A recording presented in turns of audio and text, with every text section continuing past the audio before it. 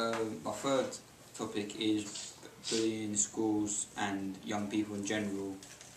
I'll be looking at the suicide effects, the discrimination and social media, because there's main things that you heard about, so people commit suicide or the types of bullying, so discrimination, or where it's done on social media.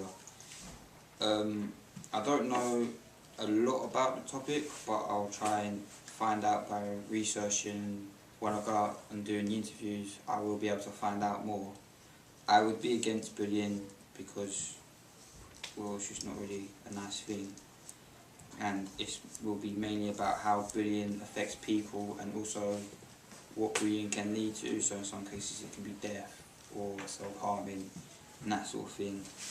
I would say that it would appeal to two main types of people: students and parents, because students will be able to know what life would be like if they were being bullied, because they can see it from a student's point of view, and also the parents, because parents might not necessarily know what's going on in the school and what certain kids in school can do to other kids. They'll want to know, so they make sure their child is safe. I will know they know a fair amount about bullying, but I'll try and go into as much detail as possible, try and get all the effects, all the ways it happens, and I'll try and include as many facts and figures as I can, so how many kids have unfortunately passed away or committed suicide, that sort of thing. I'll hopefully try and interview people that have been bullied, maybe ones that recently been bullied, and maybe people that are maybe older but have been bullied when they're younger, and I'll have to say to them, if you don't feel comfortable talking about it, it's okay, but I am able to blur your face out, or just you just hear your voice, sort of thing. And I'd also like to interview people parents whose children have been bullied, so how these children have changed their lifestyle and how the parents have realised it, so they could have gone from this really lively kid to maybe this really quiet sort of kid, sort of thing. Do you have an idea of people that you could probably interview? Yeah, I do know a few people that have been bullied, and I know it's different people for different reasons. So there's someone about his race, someone about their weight, and this sort of thing. Maybe if they got something wrong with them, sort of thing. So you could get people that have a disability, yeah. In terms of the interview, do you think it's going to be easy for people to open up about it? No, that's why I'll say to them, if you don't feel comfortable talking about it, you don't have to. But if you do want to talk about it, I can. But you're not so sure, I can blur out your face, or I can just do it as a. It'll be quite hard for them to still confirm and say, yeah, I'm willing to be interviewed. Yeah. Regardless of the privacy issue. Yeah, it will be quite hard, but. I think that with this topic,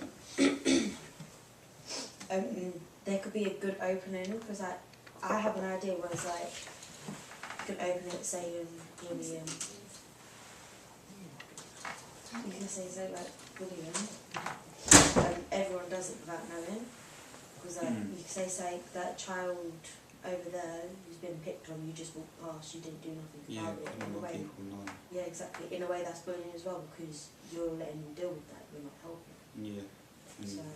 Also, like I say about say you'll see a kid and they've got cuts on them or scars on them, most people just assume that they've just done it to themselves. They might not know the background behind it for why they've done it, so I'll try and go into detail about reasons why they might have done it and why people do these things. Yeah. And one of the reasons is because of bullying.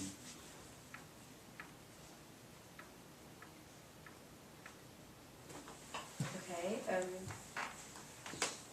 with the parents' view of it, what type of questions would you ask them? Because some parents, still not know 100% Yeah, what happened.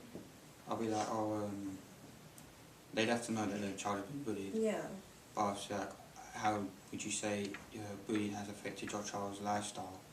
How have they changed from one person before bullying to this person after bullying? Have you asked people, such as a school, to make sure that this bully has been dealt with, sort of thing, or have you just let it happen, sort of thing? what have you said to your child to try and prevent bullying? Have you been saying to them, they say something to you, say something back, or if they do something to you, do it back, or do you say just to walk away? So you get different opinions from different parents, so some parents might say one thing, but a parent might say another thing.